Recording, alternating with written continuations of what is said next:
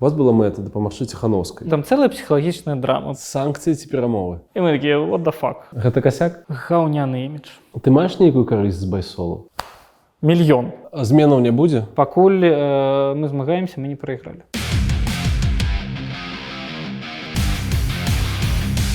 Вітанкі, цудоўныя паненкі ды панове, мы працягваем прасоўваць беларушчыну і робім другі выпуск на беларускай мове. Сёння да нас завітаў Яраслаў Ліхачэўскі. Гэта айцішнік, які мае дачыненне да фонду Байсол, свайго стартапу DeepD і таксама карыстаецца беларускай мовай, што вельмі і вельмі прыемна. Таму падпісваемся на мой інстаграм, падпісваемся на наш канал і пачынаем глядзець нашу размову. Навошта чалавеку летом 2020 года прыязджаць з Галандыі, каб удзельнічаць у выбарах?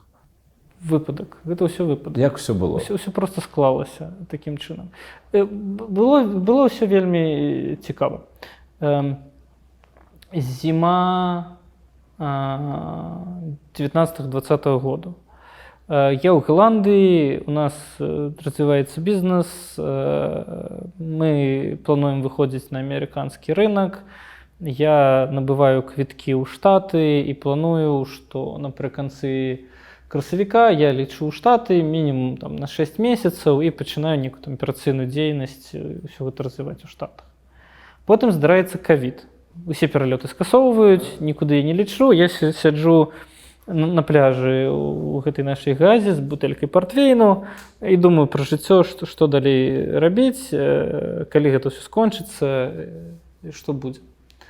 У гэты час пачынаецца некая палітычная движу. Спачатку пачынаецца ковід. Ковід у Беларусі менавіта. Гэта быў першы вельмі моцны імпульс. Стаўленне дзяржавы і Лукашэнкі персанальна да ковіду, пры тым, што мы працуем з дактарамі, якія працуюць у вялікай колькасці бальніц, і мы бачым, як нашых дактароў, офтальмолагаў перакідаюць у ковідныя аддзяленні. У іх няма ні масак, ні халатаў, ні бактэрыцыдных лямпаў, нічога няма. І мы такія, вау, мы зараз згубім дактароў просто праз гэта ўсё і мы пачынаем думаць, што нешта вельмі неправільна, з гэтым трэба нешта рабіць. Тут хлопцы ў Беларусі ладзяць байкавід, Стрыжак, Матолька, Ткачоў, уся кампанія. Мы пачынаем ім неяк дапамагаць, як можам.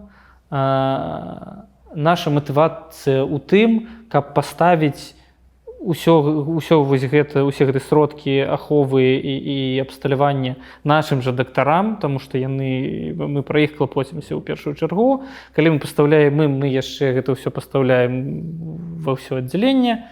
І я прыязджаю сюды, праводжу тут пэўны час, каб гэта ўсё заменеджыць, і пачынаю думаць, што окей, калі за паўгады да выбараў дзяржава не лічыць ахвяры ковіду, то і пасля выбараў яна ахвяры лічыць не будзе. І я ў той момант уже разумею, што будзе горача і спякотна. Потым пачынаецца палітычная кампанія, я вяртаюся ў Гагу, я чытаю пост кагосьці на Фейсбуку, што давайце будзем падавацца у гэтыя уікі, участковыя збірательныя камісіі. Я такі думаю, клёвая ідэя, чаму не, можна ж будзе там сядзець, назіраць і лічыць галасы, прынамсі палічым. І я еду ў Мінску ў чэрвені святкаваць свой дзень народзінаў, які ў сярэдзіне чэрвеня з сябрамі. У Мінску прыязджаю, планую падавацца на гэтыя уікі, збіраю нейкія подпісы. І моя ідэя вельмі проста. Я прыеду, я падамся, я ўжо ведаю, што нас усіх адхіляць, адсвяткую дзень народзінаў і палечу назад. І буду надалей працягваць займацца сваімі справамі. Тым больш самалёты ўзнавілі. Самалёты ў Мінск ніколі не скасоўвалі. Калі дагэтуль самалёты ў Мінск леталі нават не кожны дзень, а напэўна 5 разоў на тыдзень, то калі скасавалі ўсе самалёты, Амстэрдам-Мінск гэта быў хіба адзіны шлях з заходняй Еўропы ва ўсходнюю. І самалётаў стала спачатку кожны дзень, потым 2 разы на дзень, а потым 3 разы на дзень гэтыя самалёты пачалі летаць. І я калі летаў, самалёты былі забітыя, таму што усякія вахтавікі, матросы і там іншыя марскія афіцэры ці хтосьці яшчэ, яны ляцелі з Амстара ў Мінск, іх тут аўтобусамі забіралі і развозілі ва Ўкраіну, Расею і там куды яшчэ. На хату. Таму самалёты... Што датычыцца тваіх удзелаў у якасці назіральніка? Да назіральніцтва там жа іншае здарылася.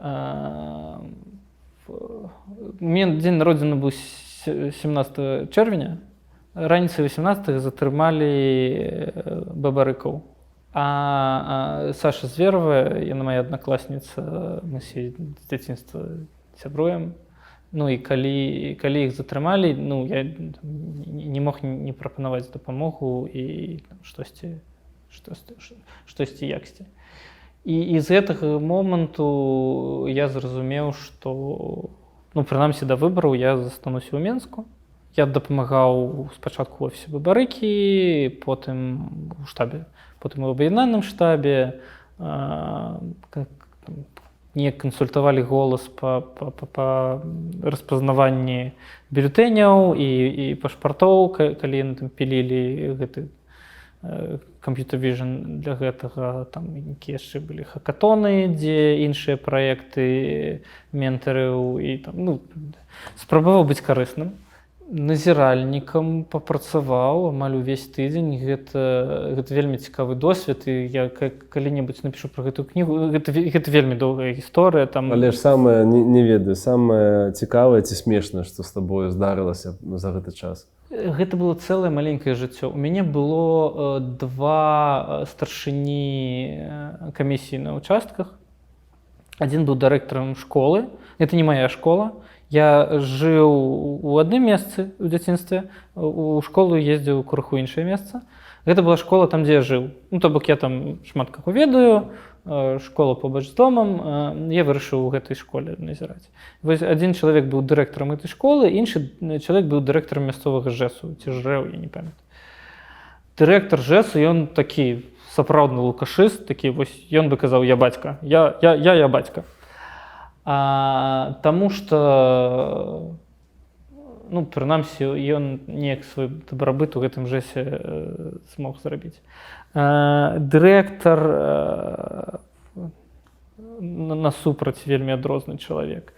Ён школа ў Зялёным Лузе, ён дырэктар 20 год, жыве ў Малінаўцы, ездзіць на маршрутцы дагэтуль, 20 год дырэктар школы, дагэтуль ездзіць на маршрутцы з Малінаўкі у Зялёны Луг. Нумар 53. Ага. Ён быў мяккі, як пластылін карычневы. Я да яго прыйшоў, я не нападаў, я размаўляў, я казаў: гэта для нас, для ўсіх важна, гэта наша будучыня. І мы тут не будзем нічога змінаць, мы проста пасядзім і там пазапісваем нешта на паперку. І першыя пару дзён мы з ім нават на нешта дамовіліся. Потым да яго прыехалі з рано і сказалі, каб гэтых назіральнікаў тут не было, усіх выгнаць. Я яму казаў: не трэба нас выганяць. Ён казаў: ну ладно, схавайцеся ў бібліятэцы, пака яны глядзяць. Потым на яго яшчэ больш націснулі. Потым я на яго пачаў ціснуць. Чалавеку было вельмі складана. Я не ведаю, як ён цяпер, у той час ім было вельмі складана. І там цэлая драма разгортвалася паміж вось намі 3 іншымі назіральнікамі і вось усім, што гэтым адбывалася. То бок там цэлая псіхалагічная драма. Пра гэта сапраўды варта калі-небудзь будзе напісаць. Але, ну, мы зараз проста ўвесь час займем расказамі пра маю назіральніцтва. Ты лічыш, што гэта неблагі чалавек? Я лічу, што гэта чалавек не на сваім месцы. Магчыма, ён мог быць неблагім чалавекам там, дзе у яго няма ніякай улады, але там, дзе ў яго ёсць улада, у яго ёсць адказнасць. Калі ён не здольны несці гэту адказнасць, ён проста не на сваім месцы. Гэта характэрна для беларускай грамадскасці? Так, у гэтага нават ёсць назва. Гэта тэорыя называецца A-level management, B-level management. Гэта працуе наступным чынам. Калі ты менеджер узроўню топавага, то бок A, то ты не хвалюешься за тое, што ты можаш страціць менавіта гэтую працу. Таму што табе не цікава ўсё жыццё сядзець на адной пасадзе. Хутчэй за ўсё, кожныя 5 год ты мяняеш Калі не каманды, то вертыкалі, калі не вертыкалі, то ўвогуле сферы дзейнасці. І ты як менеджер топавага ўзроўню, ну то бок ты там, не той, што топ-менеджер у банку, ты просто прафесіянал дастатковай якасці, што ты можаш знайсці сабе працу у любой сферы, і ты іх мяняеш, таму што інакш стагнацыя наступае. Калі ты такі менеджер, ты наймаеш сабе A-level супрацоўнікаў. Потому што ты не баішся, што яны цябе падсядзяць і займуць твоё месца. Ты наадварот іх вырошчваеш, каб яны потым на твоё месца селі, а ты пойдзеш кудысьці далей. І вось гэтыя A-level супрацоўнікі, яны гэткія ж прафесіяналы, яны ведаюць, як рабіць сваю працу, іх не трэба мікраменеджыць, ты ставіш ім мэту, яны самі ставяць сабе задачы, і вы разам да гэтай мэты бяжыце. Ёсць іншая сітуацыя, B-level менеджер. Калі ты не вельмі добры менеджер. І вось у цябе цяпер ёсць добрае месца, але ты баішся яго згубіць, потому што калі ты яго згубіш, ты не ўпэўнены, што ты знойдзеш што-небудзь падобнае. І тады, каб не згубіць гэтае месца, ты пачынаеш наймаць B-level супрацоўнікаў, каб яны не былі лепш за цябе. І ты выбіраеш супрацоўнікаў не па прафесійных якасцях, а па лаяльнасці. Калі супрацоўнік табе лаяльны, ён табе паддаквае, ён робіць, што ты яму кажаш, ты можаш быць спакойным, што ён нікуды цябе не змесціць. І калі ў цябе наверсе стаіць B-level менеджер, ён наймае пад сябе менш прафесійных людзей, яны наймаюць яшчэ менш прафесійных, і ўніз яшчэ горш і горш і горш. Гэта тая сітуацыя, якую мы назіраем у Беларусі апошнія 20 год. Лукашенко тыпічны B-level менеджер. Яго мэта не дабяжаць да нейкай цэлі, а застацца ў сваім крэсле, таму што яно яму комфортна. Каб ніхто лепей не быў. І таму ён усё сваё палітычнае жыццё ён наймае на ўзроўні ніжэй сабе людзей, ён сапраўды шукае яшчэ менш прафесійных людзей, чым ён, каб не з'явілася нейкіх яскравых персанажаў, якія могуць яго змяніць. І гэты чувак, дырэктар школы, ён не выпадкова туды патрапіў. Просто на ўзроўні дырэктароў школы вось патрэбны такія людзі. А на ўзроўні завучаў школы яшчэ горш людзі патрэбны. Таму што над імі ёсць РАНО, ГОРАНО, Мінгарвыканкам, аблвыканкам, і вось гэта ўсё. Ну і ты разумееш, колькі там слаёў, і кожны наступны мусіць быць горш за таго, хто вышэй. Ён не выпадкова патрапіў на гэтую пасаду. І тут уся сістэма так пабудавана. Добра, ты, мне падаецца, скажы, калі я памыляюся, што ты тут у Вільні ты спрабаваў будаваць сістэму гарызантальна. То бок вы прымалі ўдзел з хлопцамі тваімі ў арганізацыі офіса Ціханаўскай. Напэўна, можна так сказаць. Ну, добра, як гэта было?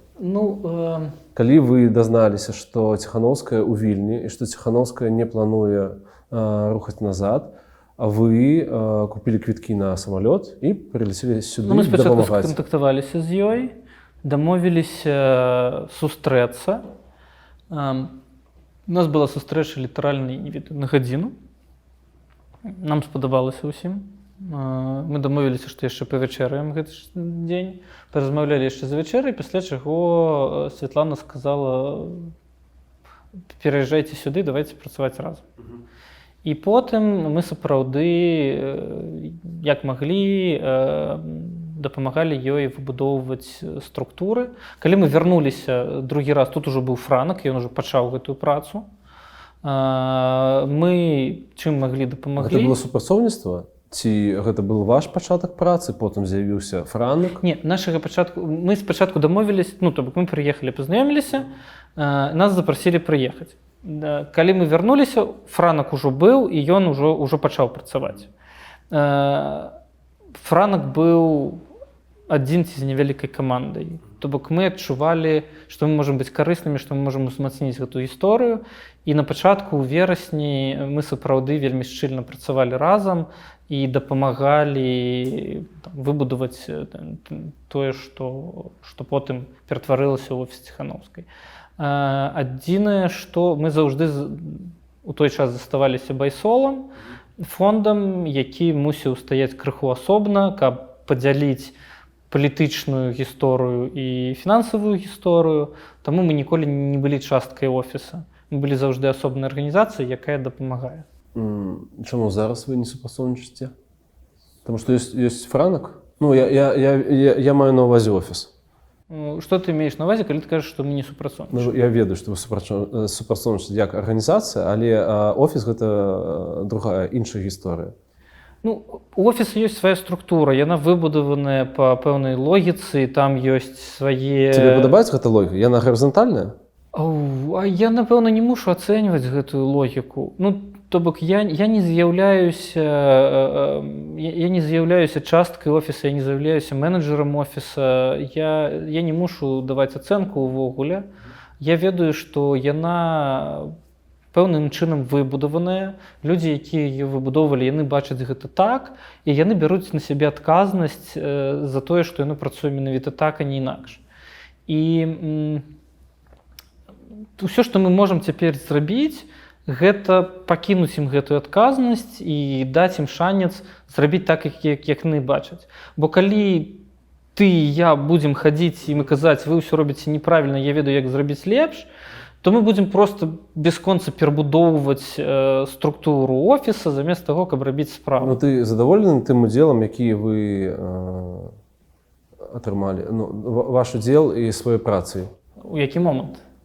У вас была мэта дапамагчы Ціханаўскай. Мы дапамаглі. Мы дапамаглі. Ну, то бок, наша мэта дасягнутая. Да, мэта дасягнутая. Офіс паўстаў на нагі уласна. Офіс функцыянуе як арганізацыя, у офіса ёсць вынікі працы, мы зрабілі тое, што ад нас залежала, і мы цалкам задаволены тым, што мы зрабілі. Вы падчас працы by COVID-19 пазнаёміліся з Андрэем Стрыжаком. Так. Ты задаволены супрацоўніцтвам? У які момант? Што датычыцца байсолу? Вынікі, яны публічныя, усё працуе, людзям дапамагаюць, адпаведна, я не магу быць незадаволены. Нішто не працуе ідэальна, нават у ідэальных умовах. У нашых умовах ўсё яшчэ складаней, і ёсць хібы, ёсць рэчы, якія можна было б выпраўляць, але пакуль у нас ёсць вынік і пакуль ёсць рэальная праца і рэальная дапамога, я буду гэтым задаволены. Я буду спрабаваць паляпшаць, наколькі гэта магчыма, але цалкам збольшага я задаволены. Я правильно разумею, што ёсць вільнюскі офіс байсолу і ёсць гаагскі офіс байсолу? Галандскі, нібыта. Чаму так адбылося? Чаму з'явіліся два офісы? Чаму з'явіўся офіс у Вільні или ў Газе? Чаму два? Ну, была ж одна арганізацыя. Была одна арганізацыя. Так здарылася, што мы мусілі зарэгістраваць фонд першапачатковы менавіта ў Газе. І з майго пункту гледжання гэта вялікая ўдача, таму што гэта пазволіла шмат рэчаў зрабіць, якія мы б інакш не змаглі зрабіць. Пры гэтым ўсё ж такі большая частка працы рукамі і з людзьмі, яна адбывалася спачатку ў Кіеве, потым у Вільні. Таму што гэта, натуральна, бліжэй да Беларусі, бліжэй да людзей. І тут працуюць беларусы, усіх досыць складана перавесці ў Гаагу. Таму, натуральна, цэнтр гуртавання ў Вільні. І мы ў пэўны момант зарэгістравалі яшчэ адзін фонд тут. І офіс самы вялікі, headquarters, як у нас заўжды бывае. Headquarters знаходзіцца ў бяспечнай юрысдыкцыі, дзе ўсё можна рабіць. Офіс распрацоўкі знаходзіцца там, дзе трэба працаваць рукамі. Вось у нас была вельмі падобная гісторыя, калі у нас ёсць галоўны офіс у Галандыі, дзе прасцей са шмат якімі законамі, бліжэй да дыяспар, да міжнародных партнёраў і гэтак далей, і асноўны офіс, які у Вільні, дзе сядзяць каманды і працуюць.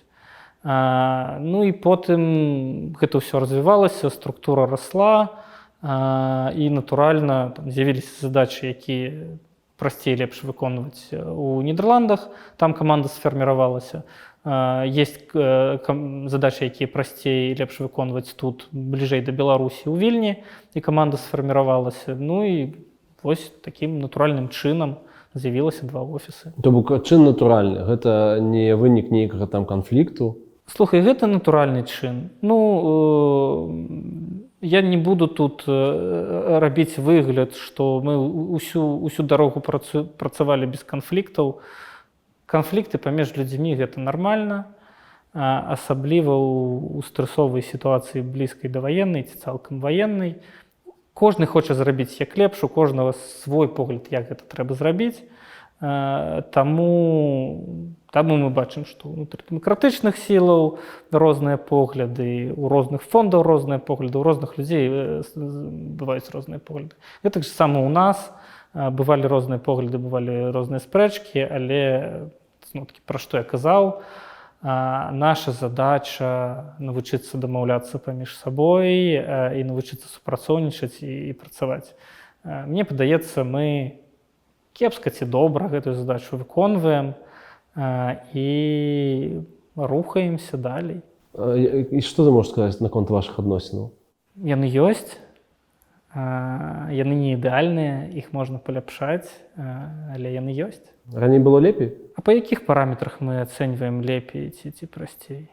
Раней было інакш, цяпер так, заўтра будзе яшчэ па-трэцяму.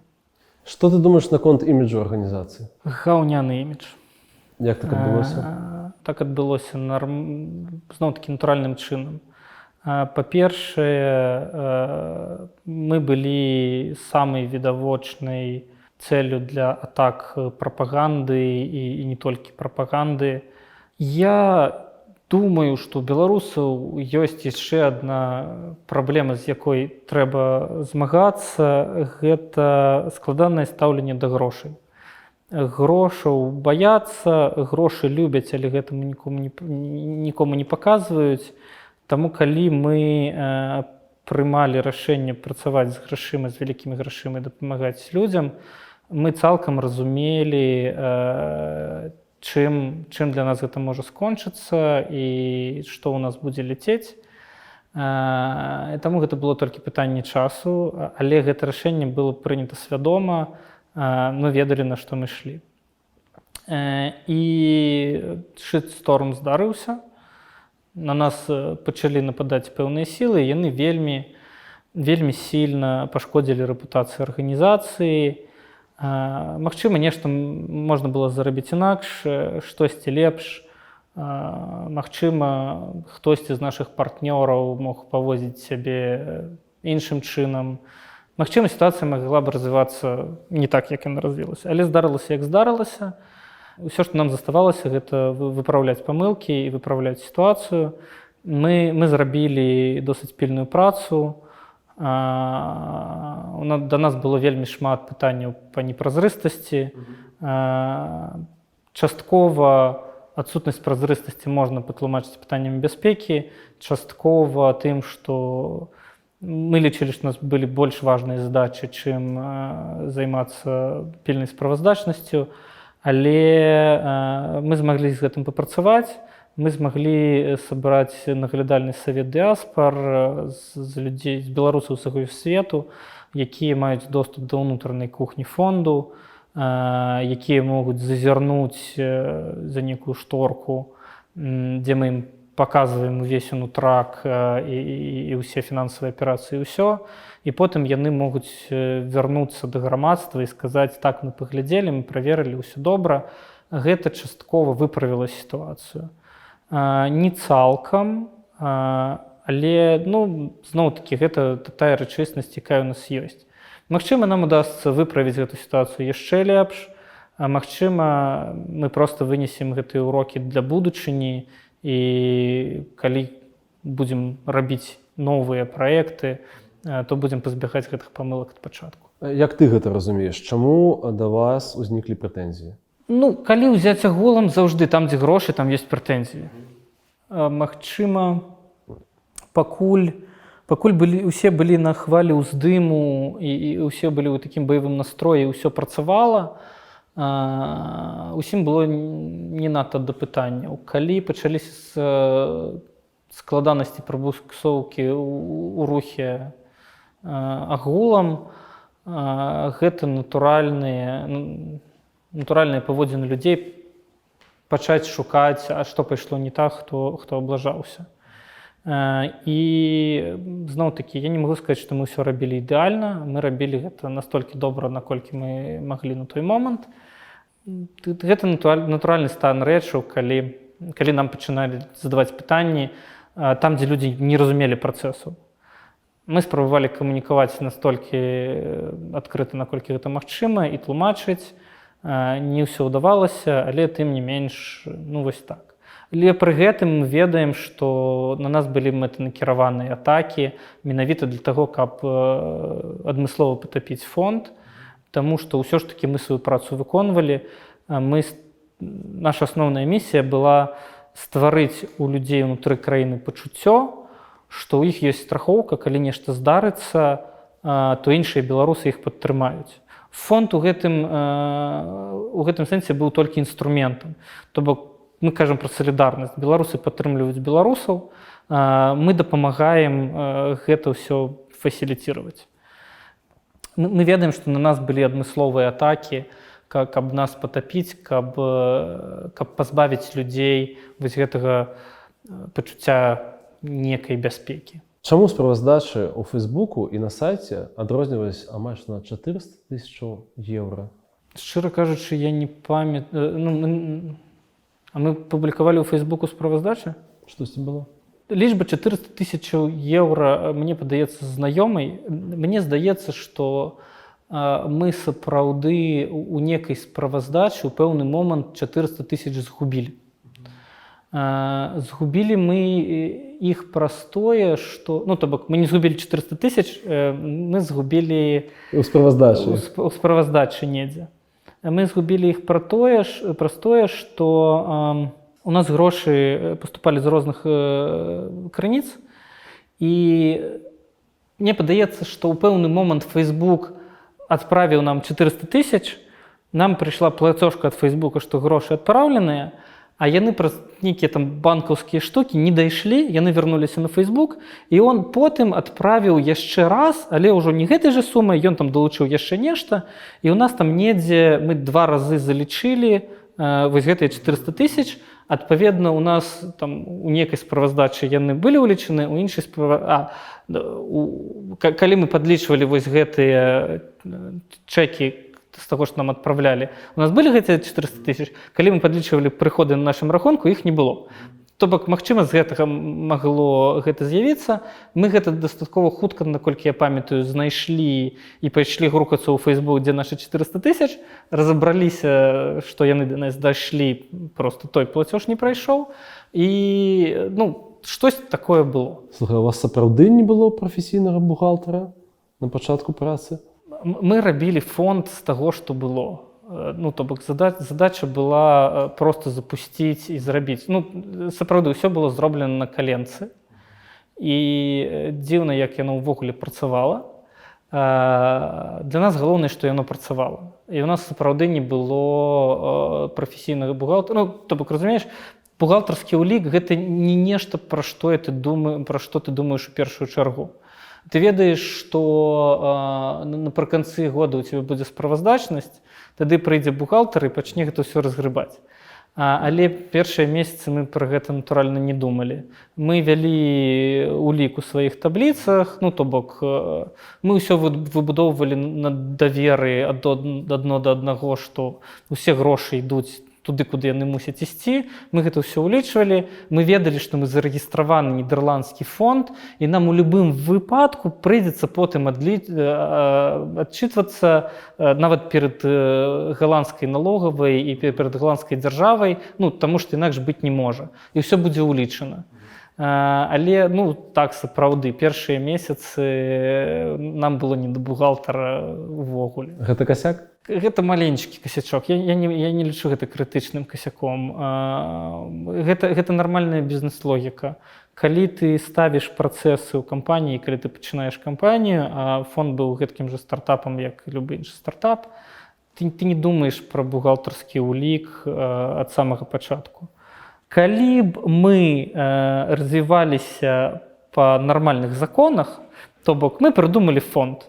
Мы пайшлі, знайшлі першых донараў. Яны задонацілі нам першыя $100. Мы паспрабавалі, як гэты $100 перавесці ў Беларусь, алілуя, у нас все запрацавала. Мы ідзем да наступных долараў, яны нам донацяць 1000. Мы зноў гэта робім, клас.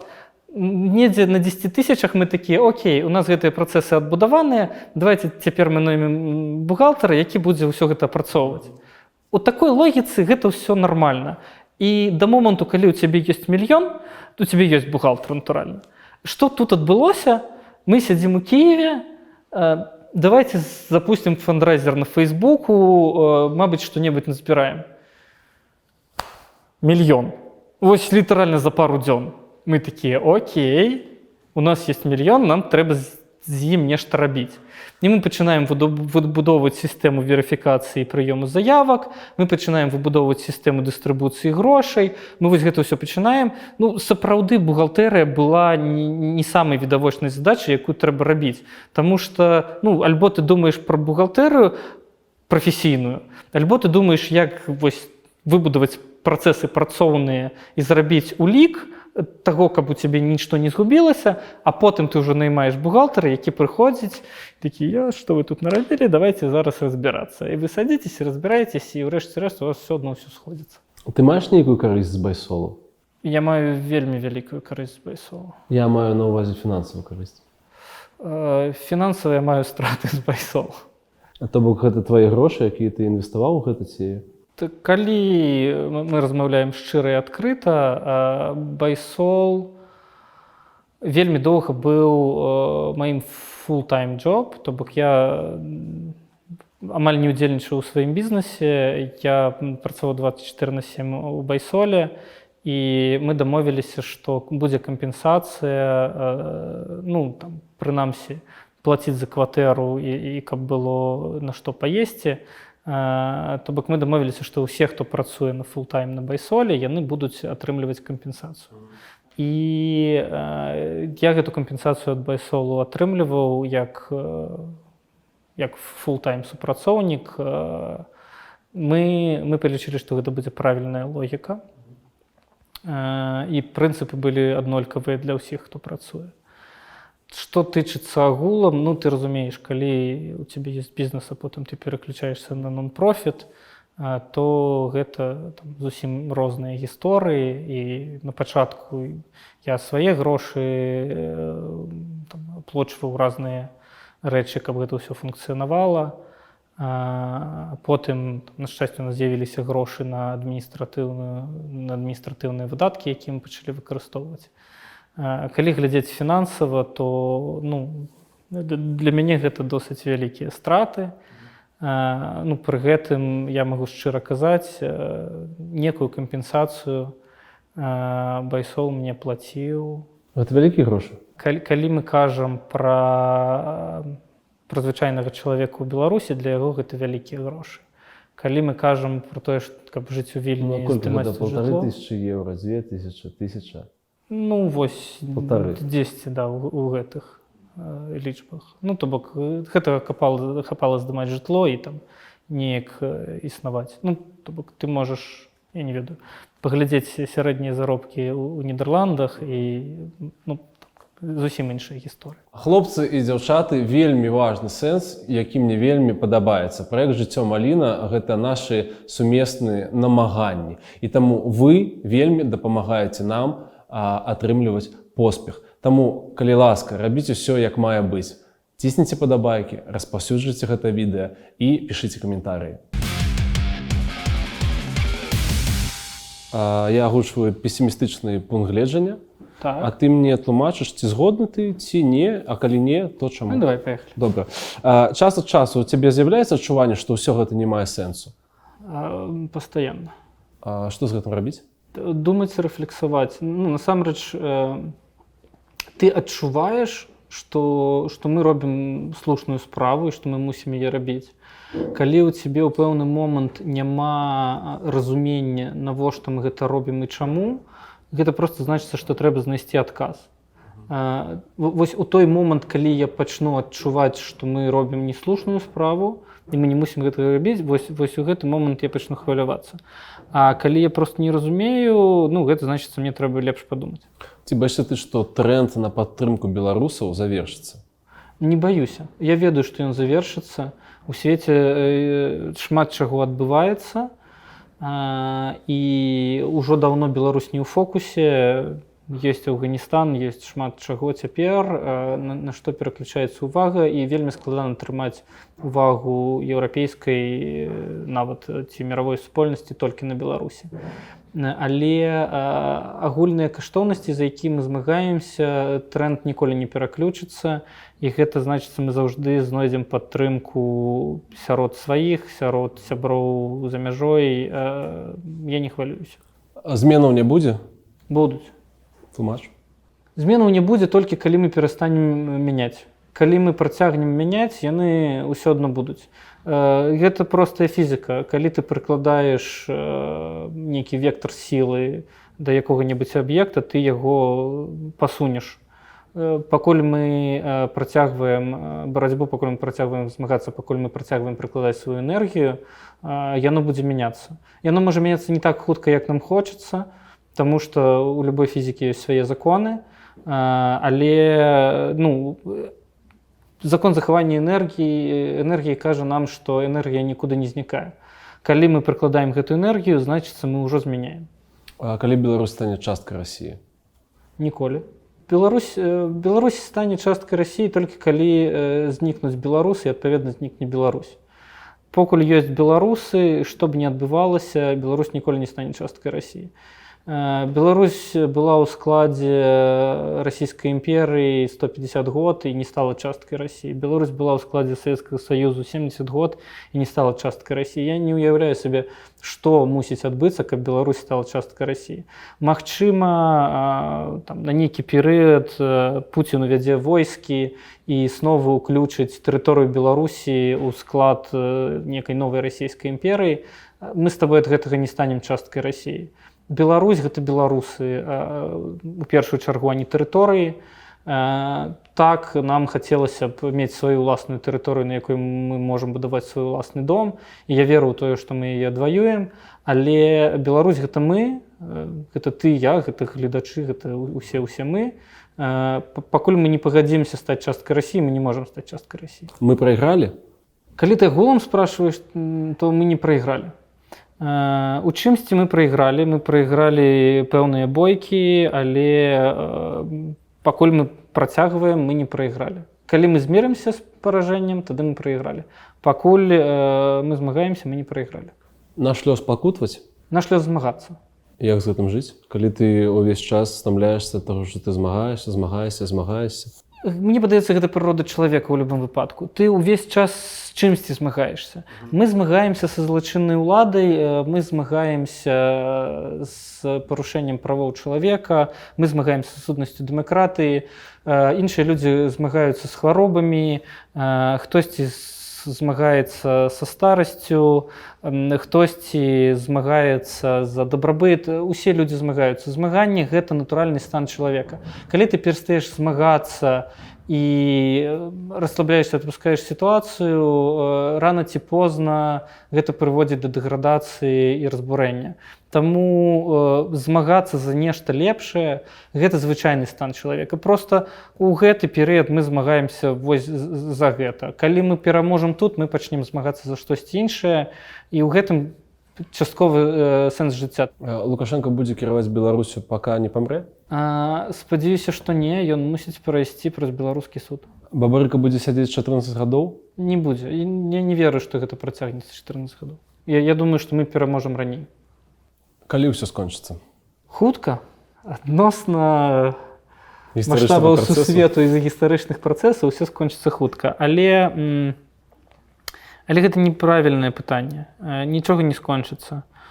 У нас часам ёсць фантазія пра тое, што калі Лукашенко сыдзе і дэмакратычная супольнасць пераможа, на гэтым усё скончыцца. Ні халера, не будзе тытраў, не будзе хэпі-энду. Усё пачнецца. І пачнецца нашмат больш складаная і пільная праца, і нам прыйдзецца ўкалваць яшчэ больш у параўнанні з тым, што ёсць цяпер, каб захаваць, абараніць і выбудаваць новую дзяржаву. Таму Лукашенка гэта часовая непрыемнасць. Лукашенка скончыцца рана ці позна, мы спадзяемся, што хутчэй рана, але для нас нічога не скончыцца. Мы будзем вымушаны працаваць далей, калі мы хочам давесці гэтую справу хаця б да якога лагічнага завершання. Я проста гляджу на прыклады іншых дзяржаў і іншых нацый. У галандцаў нічога не скончылася, калі яны перамаглі іспанцаў 80 год, яшчэ раз яны ваявалі. У іх нічога не скончылася, калі яны перамаглі і здабылі незалежнасць. У іх все толькі пачалося, і вось цяпер, праз 400 год, яны могуць крышачку расслабіць булкі і атрымліваць асалоду ад жыцця. Але зноў прыйдзе новая эпоха, новыя сусветныя лідары з'явяцца, і ім зноў прыйдзецца змагацца за сваё месца пад сонцам, як і ўсім. Я так разумею, што ў Нідерландах ты жывеш побач са сваімі бацькамі. Так. Як гэта адбылося? Гэта ўсё праз бізнес. То бок гэта рэлакейт усіх, усёй сям'і. Наш рэлакейт, ён адбыўся задоўга да гэтых падзей. У сваім мірным жыцці я займаюся медыцынскім бізнесам. Мы робім штучны інтэлект для офтальмалогіі, каб дыягнаставаць захворванні вока. Чаму я гэтым займаюся? Таму што ў мяне ёсць інжынерны бэкграунд і мама офтальмолог. Я вырас у офтальмалагічным кабінеце, і таму у пэўны момант... Таму ты ведаеш, што апошняя гэта НКБ, МШБ, да? Да. У пэўны момант было вельмі натуральным прыйсці да мамы і запытаць у яе па экспертизу, як гэта ўсё рабіць. І у нас так атрымалася, што бізнес сямейны. Мама адзін з кафаундераў у бізнесе. І мама пераехала з намі яшчэ больш за 3 гады назад у Галандыю. Праз тое, што мы там бізнес развівалі. І так атрымалася, што спачатку я з Лёшам, нашым CTO, пераехаў, які таксама ён былы муж маёй сястры, мама, і вось мы спачатку з Лёшам пераехалі, потым мама прыехала, а потым да нас астатняя частка сям'і пачала цягнуцца, і вось тату забралі напярэдадні гэтых падзей.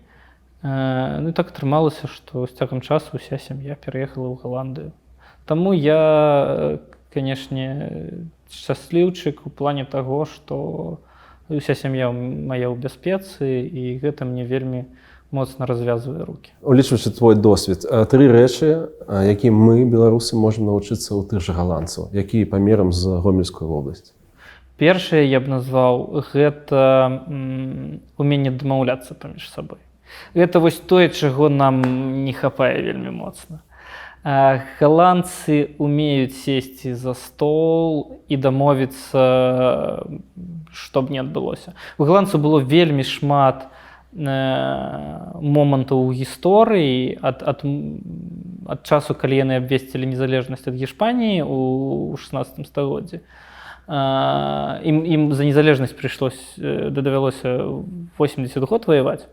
І потым у іх было шмат момантаў, калі на іх нападалі ўсе суседзі адразу. І калі б яны не навучыліся дамаўляцца ўнутры краіны паміж сабой, яны проста не выжылі, не існавала б Нідерландаў. Другое, гэта прадпрымальніцкая культура, таму што Галанды гэта нацыя прадпрымальнікаў. Праз гэта, па некаторых дадзеных, кожны 5-ы галандзец мільянер еўравы, 20% насельніцтва. І гэты дабрабыт, ён дазваляе будаваць ужо дэмакратычныя інстытуты і устойлівую дэмакратыю і рабіць краіну сапраўды прывабнай для жыцця. У іх вельмі шмат чаго можна навучыцца. З прыкладных рэчаў у іх проста касмічныя сельскагаспадарчыя тэхналогіі. Я ўпэўнены, што калі галандцаў заўтра тэлепартаваць на Марс, яны там не толькі бульбу, яны там што заўгодна вырасцяць. І гэта тая галіна, у якой беларускае галандскае супрацоўніцтва найбольш відавочным, мне падаецца. Калі ў нас будзе адкрытая краіна эканамічна, прыцягнуць голландскія тэхналогіі, голландскія інвестыцыі ў беларускую сельскую гаспадарку, гэта, напэўна, першае, што варта рабіць, калі мы кажам пра беларуска-голландскія зносіны.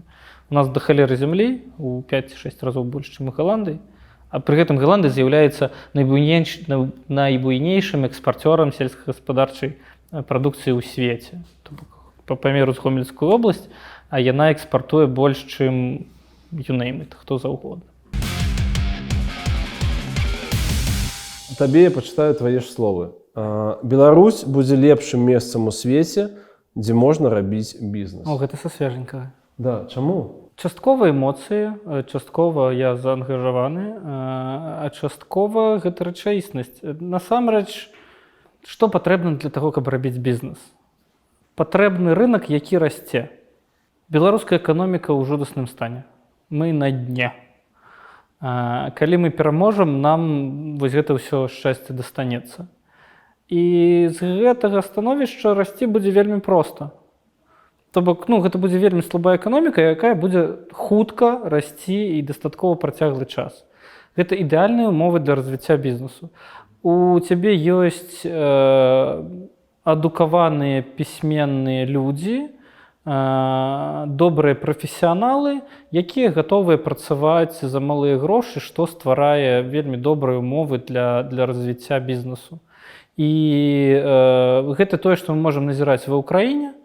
Пасля 2014 году гэтак жа сама была разбурная эканоміка, і на ашкепках гэтай эканомікі там цяпер бурна расце та жа айцішка і ўсё на свеце.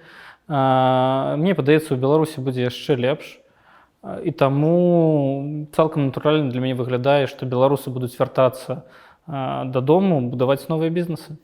Ты таксама казаў, што, на твою думку, зараз страчваецца вера да брэнду Made in Беларусь, які будаваўся дзесяцігоддзямі. А ён быў, гэты брэнд? Быў. Я нават сваю байку вынайшоў, чаму менавіта мы, беларусы, займаемся штучным інтэлектам у медыцыне. Я яе траўлю ўсім нашым інвестарам і партнёрам заходніх. Я кажу, разумееце, у Савецкім Саюзе было шмат кепскага, але нешта было добрае. Напрыклад, там былі добрыя інжынеры, таму што трэба было будаваць ядзерныя бомбы і балістычныя міжкантынентальныя ракеты. І былі добрыя дактары, таму што генсек хацеў жыць вечна і патрэбны былі для гэтага добрыя дактары. Вось мы аб'ядналі лепшых інжынераў і лепшых дактароў, таму мы ўмеем рабіць тое, што мы робім. Беларусы якасна і танна рабілі тую працу, якая ў свеце была запатрабавана. Калі мы кажам пра аутсорс, гэты брэнд дакладна быў створаны, беларускія кампаніі карысталіся досыць добрай славай, і беларускія інжынеры таксама ператварыліся ў пэўны брэнд. У пэўны момант у нас пачалі з'яўляцца прадуктовыя кампаніі, якія таксама, то бок усе ведалі, што недзе ва ўсходняй Еўропе ёсць такая маленечкая крышачку IT-краіна, якая нешта ўмее рабіць, і гэта справа ў тым, што людзі дзесяцігоддзямі будавалі гэты брэнд. Яны працавалі на тое, каб беларусам давяралі, каб з беларусамі хацелі працаваць, каб у беларусаў замаўлялі вось гэта ўсё, каб гэты бізнес рос.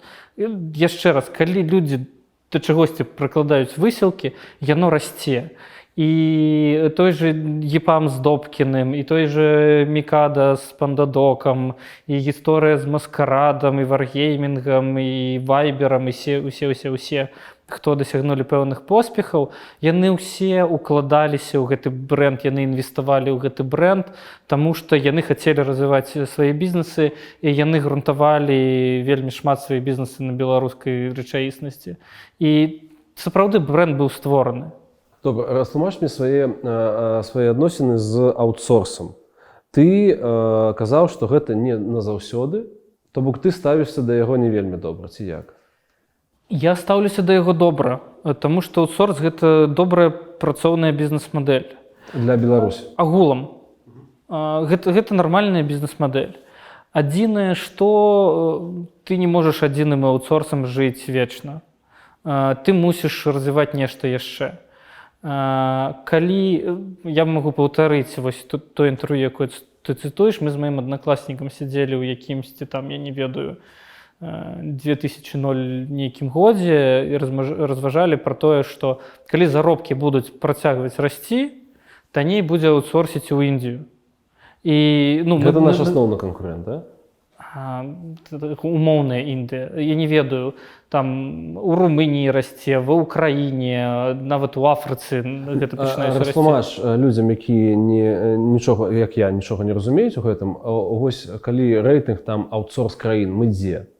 Я нават сабе не ўяўляю, ці ёсць. Напэўна, ёсць такі рэйтынг, я не ведаю дзе. Ну, па-першае, досыць рамантызаваць айцішную сферу. Айцішная сфера – гэта пралетарыі 21 стагоддзя. Мы сидзім суткамі, пішам гэты код, гэта тое ж самае, як 100 год таму на нейкім аўтамабільным прадпрыемстве круцілі гайкі. Мы інжынерым штосьці, што потым прадаюць і выкарыстоўваюць у іншых месцах. Ну, то бок, тут няма ніякага рокет-сайнсу. Нам замаўляюць, што рабіць, кажуць, вось вам ТЗ распрацуйце, у нас ёсць інструменты ў выглядзе моў праграмавання і там чагосьці яшчэ, мы з гэтага вось там бярэм, круцім, ствараем, прадаем гатовы прадукт. Ці нават не гатовы прадукт, а маленькія кавалкі, з якіх потым збіраецца гатовы прадукт. На пэўным этапе развіцця гэта працуе, но потым ты мусіш альбо заняць сваю вельмі вузкую нішу, што ніхто больш не можа рабіць, альбо ты мусіш свой прадукт рабіць і рабіць свой маркетинг для гэтага прадукта, каб набывалі менавіта твой прадукт, каб твае Фарды набывалі, ці твае Фольксвагены, ці твае Фіаты. А інакш, калі ў цябе проста зборачны цэх, але айцішны, і ў пэўны момант ва ўмоўным Кітаі ці дзе заўгодна становіцца танней, замоўшчык проста перанясе гэту вытворчасць туды, дзе танней, таму што гэта нармальная бізнес-логіка. Таму, калі ў нас індустрыя расла, аутсорс дазваляў зарабляць грошы і пачынаць спрабаваць рабіць прадукты. Калі мы хочам, каб у нас індустрыя развівалася надалей, мы мусім пераходзіць на прадукты. Ну, прынамсі, гэта мой погляд. З ім можна спрачацца, можна не спрачацца. Я бачу, што нам трэба рабіць прадукты, якія мы самі будзем прасоўваць на міжнародным рынку, якія будуць набываць, таму што класныя прадукты, а не проста класна заінжынераны. Хаця, класныя інжынеры гэта вельмі важна. IT-краіны гэта што? Гэта пра аутсорс ці пра прадукты? Для мяне ўвогуле IT-краіны гэта пра працэсы. Пра працэсы. Калі ў цябе ёсць айцішныя працэсы, калі ў цябе ёсць бюракратыя, замененая ці аўтаматызаваная айцішнымі працэсамі, калі ты на поўную выкарыстоўваеш патэнцыял тэхналогій, тады ў цябе ёсць IT-краіна. Калі ў цябе ёсць адзін суперкруты EPAM плюс другі суперкруты Wargaming і яшчэ колькі больш дробных кампаній, гэта ніяк не адмяняе факту, што ў цябе 4 мільёны працягваюць працаваць на МТЗ, БМЗ і іншыя ЗЗЗ. Якой ты ўяўляеш сабе адлічбаваную Беларусь? Прекраснай. Што гэта будзе? Па-першае, гэта будзе дзяржава зручная для чалавека. То бок гэта пра тое, каб ты як грамадзянін мог лёгка ўзаемадзейнічаць з дзяржавай і там, на сваім смартфоне 3 тэпамі рабіць все, што заўгодна. Я у захапленні ад галандскай сістэмы Digital ID, калі ў цябе ёсць адзін айдзішнік цыфравы, і на яго залінкованы ўсе дзяржаўныя сервісы, не толькі дзяржаўныя. У цябе ёсць адзін мейлбокс, куды прыходзіць уся пошта ад дзяржаўных устаноў. Мясцовыя ўлады, падаткі, ковід-сертыфікаты, медыцынскае абслугоўванне, страхоўкі, ўсё на свеце. Гэта ўсё ў тваім тэлефоне, яно ўсё працуе, яно ўсё завязана адно на адно. гэтыя сервісы атрымліваюць дадзеныя адзін ад аднаго, гэта вельмі спрашчае камунікацыю. Табе не трэба нікуды хадзіць, нікуды званіць, яно ўжо ўсё працуе. Ты проста ціснеш на кнопкі, яно працуе, гэта вельмі спрашчае жыццё. Па-другое, гэта вельмі скарачае выдаткі дзяржавы на ўтрыманне ўсяго гэтага бюракратычнага апарату. Усё працуе хутчэй, прасцей, празрысцей, менш памылак. Гэта вельмі паляпшае працэсы ў дзяржаўным кіраванні. Ты кажаш таксама, што трэба распрацоўваць нейкія праграмы рэабілітацыі і вяртання сілавікоў у грамадства. Улічваючы свой досвед. Ты ўпэўнены, што гэтыя людзі смогуць, будуць здольны стаць часткай грамадства? Тебе запісана, калі я гэта казаў? Гэта, напэўна, было год таму. Гэта калі вы пачалі гэтую актыўную працу? Гэта было год таму. За год шмат што змянілася. Агулам я дагэтуль лічу, што прыйдзецца працаваць з усімі і рэабілітацыю рабіць для ўсіх, таму што, уяві сабе, у нас супрацоўнікаў сілавых ведомств, колькі там, 100 000, 150 000, вельмі шмат людзей. Калі грамадства пачне змяняцца, у нас, па-першае, не будзе запыту на такую колькасць ментоў. Па-другое, шмат з іх, хто пападзе пад некую ілюстрацыю ці пад штосьці яшчэ, ім будзе забаронена займацца такой дзейнасцю. На жаль, рэчаіснасць такая, што большасць гэтых людзей, яны больш нічога не ведаюць і нічога не ўмеюць рабіць. І гэтыя людзі, яны застануцца ў нашай краіне, яны застануцца там жыць, у іх адбяруць магчымасць займацца адзіным, што яны ўмелі, і гэта вызаве вельмі шмат сацыяльных праблем. Гэта будзе алкагалізм, гэта будзе дамашні гвалт, гэта будзе, я не ведаю, злачынствы крымінальныя, што заўгодна. То бок гэта насамрэч вельмі сур'ёзная праблема, пра якую варта думаць. Мы не можам, мы не жывем у тыя часы, калі гэтых людзей можна, я не ведаю, саслаць на Калыму ці неяк іх махнуць палачкай, яны знікнуць кудысьці. Не, яны застануцца, з імі прыйдзецца працаваць, тут няма ніякага пытання. Калі мы год таму пра гэта думалі і пачыналі гэту працу, у нас была ілюзія, што мы можам гэтых людзей перацягнуць на светлы бок і нешта ім патлумачыць і неяк падзяліцца з імі дэмакратычнымі каштоўнасцямі. Вельмі малая частка з іх, вельмі малой адсотак выйшаў з сістэмы, але я веру ў тое, што ў сістэме засталіся людзі, якія здольныя мысліць крытычна, і на іх ёсць нейкая надзея. Але большасць людзей у гэтай сістэме, з імі вельмі складана будзе працаваць, іх вельмі складана будзе куды-небудзь прымяніць, але нам прыйдзецца гэта рабіць. Добра, што датычыцца адносін да іх жа ахвяраў і гвалту? З гэтым таксама трэба працаваць? А што ты маеш тут на ўвазе? Што мы атрымліваем новую краіну з канфліктам ахвяр і людзей, якія іх катавалі. Я не ведаю адказу на гэта пытанне. Я разумею, пра што ты кажаш, і я б, напэўна, першае, што мне прыходзіць у галаву, я б шукаў адказ у досведзе іншых краін. Напрыклад, у нямецкім пасляваенным досведзе.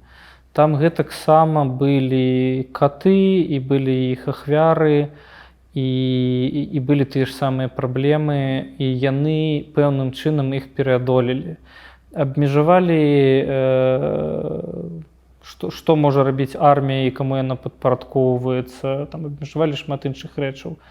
Я лічу, што вельмі важна, каб тыя, хто гэтае злачынства чыніў, яны асэнсавалі, што адбылося, і каб яны вызналі, што яны зрабілі.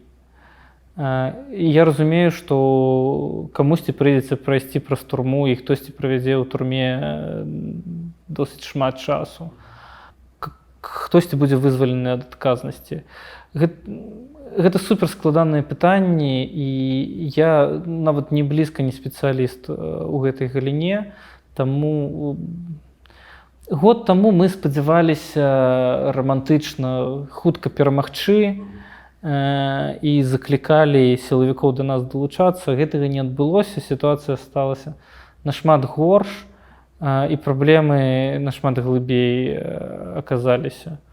Таму тут напэўна, трэба прыцягваць спецыялістаў, якія ў гэтым разумеюць, каб яны прапаноўвалі, што з гэтым рабіць і як працаваць з гэтымі людзьмі. Але гэта супервялікая праблема. Добра, улічваючы год працы з сілавікамі ці побач, ці пра сілавікоў, псіхалагічны партрэт, што гэта за людзі? Вельмі хутка.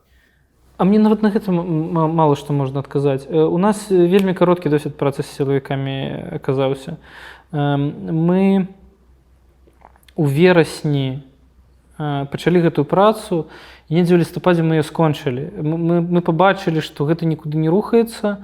Мы смаглі там яшчэ пэўную колькасць людзей з сілавікоў вывесці з краіны, каму гэта было патрэбна, ці аказаць падтрымку, але масавага сыходу не адбылося. І там вось калі Святлана і офіс Святланы рабілі гэты народны ультыматум, мы прыкладна ў гэтыя ж даты казалі пра тое, што у вас было 3 месяцы, каб прыняць рашэнне. Калі вы яго не прынялі, то, напэўна, мы вас больш чакаць уже не будзем. Я не ведаю, мне падаецца, Паша даволі трапна табе распавёў, што ў іх досыць бінарны погляд на жыццё. Альбо яны выконваюць загад, альбо яны ідуць пад трыбунал. І у нас, я не знайшоў вось такіх сапраўдных афіцэраў, такіх шляхетных, якія маюць свой уласны гонар, якія могуць яго абараняць. Яны альбо выехалі і працуюць у тым жа байполе, ці яны нейкі там старыя афіцэры, якія там яшчэ з Белым легіёнам разам былі, ці недзе вельмі глыбока схаваліся ўнутры сістэмы і чакаюць свайго часу, каб вось там выстраліць разам і перагарнуць сітуацыю, але Спадарства, я заклікаю вас падпісацца на наш канал, таму што мы маем з вами агульную мэту атрымаць цягам гэтага году срэбраную кнопку, а для гэтага нам патрэбна ваша актыўнасць. Зялёны луг ці шабаны? Зялёны луг. Шчучыншчына або ашчушчэнне? Шчучыншчына. Чаму? Столькі было гэтай шчучыншчыны, і ашчушчэнне гораздо лепш, чым гэта ашчушчэнне. ПВТ ці МРТ? МРТ ў ПВТ. Як гэта рэалізоўваецца? Ёсць вялікая галіна штучнага інтэлекту, які працуе менавіта са сканамі МРТ, таму што скан МРТ гэта вельмі тысячы здымкаў, і іх трэба апрацоўваць ручную, гэта вельмі дорага, таму гэта адно з першых выкарыстанняў штучнага інтэлекту, менавіта камп'ютэр-віжн у медыцыне, расшыфроўка сканаў МРТ. Безос ці Маск? Маск. Чаму? Маск візіянер. Яны абодва візіянеры, але мне Маск бліжэй, таму што ён больш хардкорны інжынер. Ён, напэўна, не такі хардкорны інжынер, як іншыя хардкорныя інжынеры, але мне падабаецца яго хардкорная інжынерная гісторыя са SpaceX у першую чаргу, з тым, як ён усё аб'ядноўвае у агульную экасістэму. SpaceX працуе на Теслу, Тесла працуе на SpaceX, і батарэйкі, вось гэта ўсё. Мне вельмі падабаецца, як ён сапраўды будуе будучыню, не нейкую асобную фічу, а цалкам сістэму і экасістэму, якая будзе працаваць. З аднаго боку, гэта страшна, абодва страшныя, таму што яны могуць захапіць свет такімі штукамі, але прыгажосць таго, як яны гэта робяць, захапляе, і мне падаецца, Маск гэта робіць прыгажэй, чым Безос. Добра, Гейтс ці Джобс? Гейтс. Касяк ці пляшка? Косяк. Чому? Ну, па-перше, і одне, і інше, яно затуманює розум, і я б не часто гэтым карыстаўся. Пляшка, у залежнасці чаго, я люблю добры віскі і, не ведаю, партвейн ці часам каньяк. Але я разумею, што тыя часы, калі я выміраю гэта пляшкамі, даўно прайшлі. Мабыць, келіх невялічкі. А калі агулам выбіраць, мне больш падабаецца гісторыя з касякамі агулам, хаця мне не надта блізка. Калі глядзець зверху, з верталёту, масавае спажыванне касякоў куды менш шкоднае, чым масавае спажыванне алкаголю, і наступствы нашмат меншыя, і на грамадства. Я жыву ў грамадстве, якое спажывае касякоў, напэўна, больш, чым алкаголю, і яно выглядае куды больш шчаслівым, прывабным, чым іншае грамадства, у которым я жыву, якое спажывае больш алкаголю, чым касякоў. Netflix ці кінапошук? Netflix. Янчэўскі ці Цыпкала? Абое-рабое. Але калі параўноўваць, то Цыпкала. iOS ці Android? Для мяне Android. Манчестер Сіті ці Манчестер Юнайтед? Only United. Why? Я не ведаю з дзяцінства за чырвоных. Каршэринг ці машына ў маёмасці? Залежыць, але цяпер, напэўна, каршэринг ці пракат.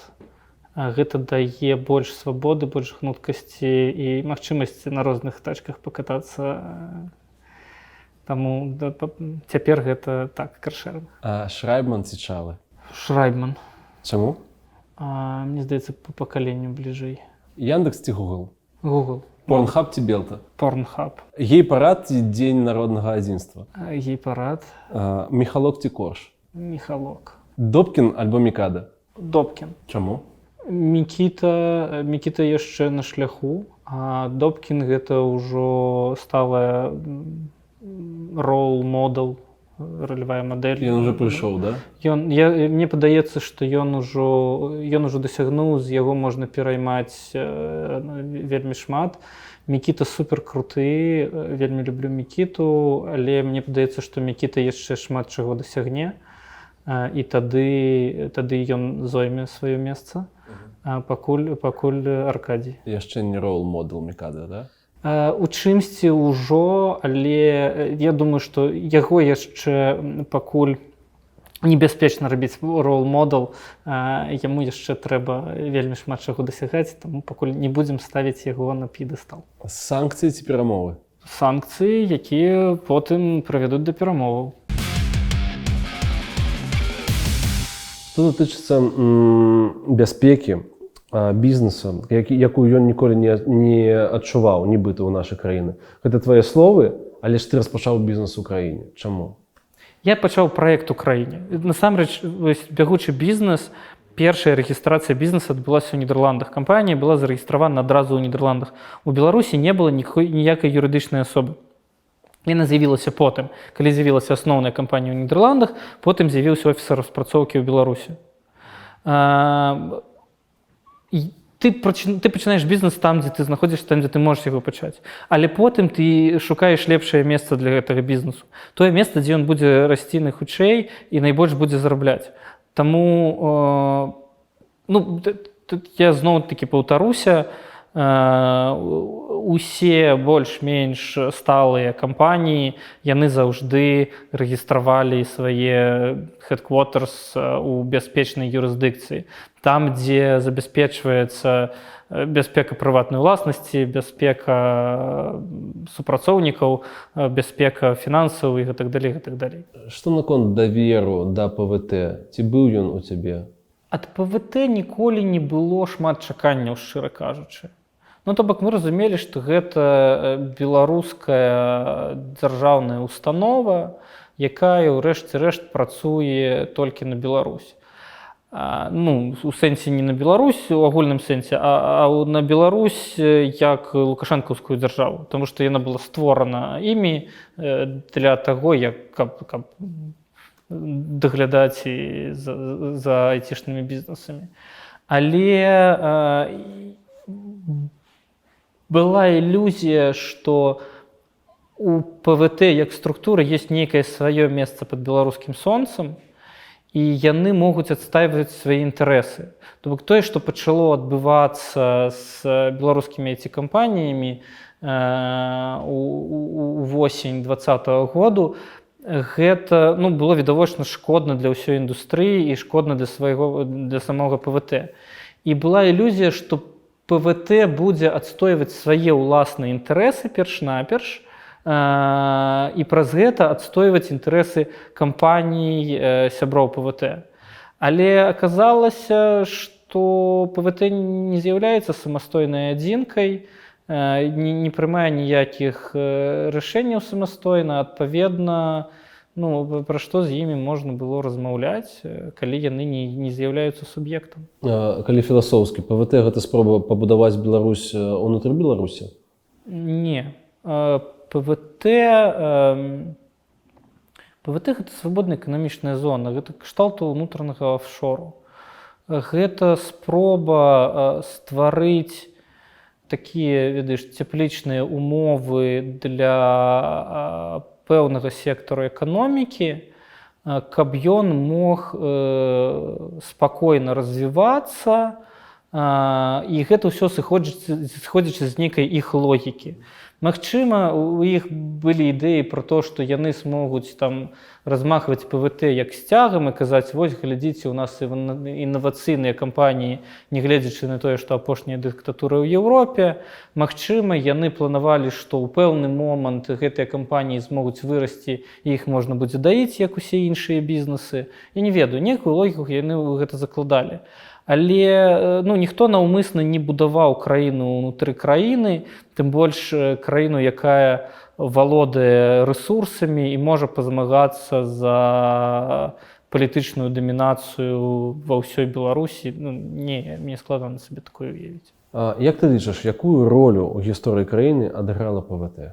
Зноў-такі тут пытанне, што мы разумеем пад ПВТ. Само ПВТ як дзяржаўная агенцыя, я не ведаю, ці вялікую ролю яна адыграла. Калі мы кажам пра ПВТ як сукупнасць кампаній, якія ПВТ складалі, вельмі вялікую ролю. Таму што яны стварылі пэўны клас людзей, якія маюць магчымасць праз тое, што так склаліся абставіны, праз тое, што ім пашчасціла працаваць на сусветным рынку і зарабляць грошы, як на сусветным рынку, у гэтых людзей з'явілася магчымасць глядзець крышачку далей за гарызонт планавання да наступнай палучкі. І яны пачалі думаць пра нейкія працэсы beyond паесці і паспаць, і вось чарка шкварка, гэта ўсё. І іх стала пэўная колькасць, яшчэ недастаткова, але у сацыяльных працэсах хтосьці мусіць за гэтую цэпачку пацягнуць. Айцішнікі, яны не ізалявана жылі. Яны пачалі шукаць, а дзе б схадзіць у барбершоп, а дзе б схадзіць смузі ці ў кактэйль-бар. І яны праз іх пачалі з'яўляцца новыя працоўныя месцы. Пачала развівацца сфера паслуг, цыха гарызонту ці мзору пачалі ператварацца ў нейкія культурныя прасторы, таму што з'явіўся попыт на гэта. І пэўныя людзі у іх з'явілася магчымасць перастаць працаваць за $300 на дзяржпрадпрыемствах і стаць, я не ведаю, трэнерам па ёге ці па танцах, ці я не ведаю, тыя ж самыя смузі ці